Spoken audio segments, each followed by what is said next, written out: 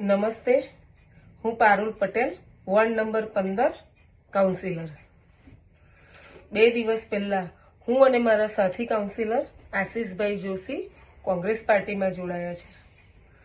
કોંગ્રેસ પાર્ટીમાં જોડાવાનું કારણ કે ભારતીય જનતા પાર્ટીમાંથી આશીષભાઈ જોશીને સસ્પેન્ડ કર્યા હતા કે એમને કોંગ્રેસની એક દરખાસ્ત હતી જે હરની બોટકાંડ પીડિત પરિવારોને વળતર ચૂકવવાની દરખાસ્ત હતી, જે માનવતાની હતી. એમાં એમને સહી કરી હતી. તો એમની સાથે અમે છે. હવે 2 બહેનો છે, બંને બહેનો કાઉન્સિલર આશીષભાઈની સાથે છે. એટલે અમને પણ સસ્પેન્ડ નથી કર્યા, પણ અમને સસ્પેન્ડ છે એ રીતનું અમારી સાથે વર્તન થઈ રહ્યું હતું.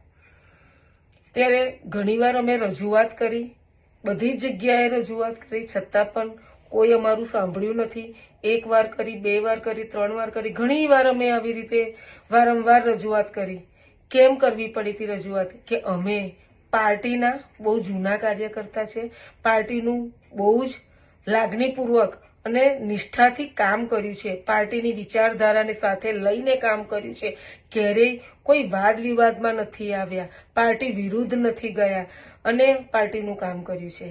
એટલે અમે વારંવાર રજૂઆત કરતા હતા કે અમારી સાથે આ રીતનું વર્તન થઈ રહ્યું છે, છતાં પણ કોઈએ ધ્યાનમાં ના લીધું. અને ઉપરથી અમને એવું કહેવામાં આવ્યું કે તમે બહુ કમ્પ્લેનો કરો છો. ત્યારે અમને થોડું લાગી આવ્યું.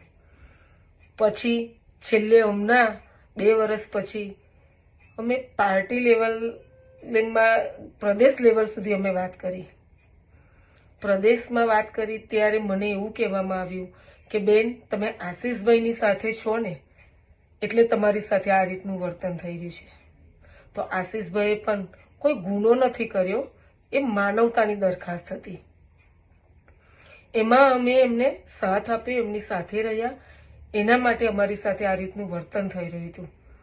ત્યારે અમને એવું થયું કે તો પછી અમારે પાર્ટીમાં ન રહેવું જોઈએ. જ્યાં અમારી અવગણના થતી હોય, જ્યાં અમને બોલાવતા ના હોય, જ્યાં પણ અમે જઈએ ત્યાં અમારી સાથે જાણે અરમાઈ જેવું વર્તન થઈ રહ્યું હતું. ત્યારે અમારે મજબૂર થઈ અને આ પાર્ટી છોડવી પડી અને અમે કોંગ્રેસ પાર્ટીમાં જોડાયા છે. મારા મત વિસ્તારના સૌ નગરજનોને મારી વિનંતી છે કે મારા આ નિર્ણયથી તમે મારા ઉપર વિશ્વાસ રાખજો અને મને સાથ સહકાર આપજો. જય ભારત, જય હિન્દ.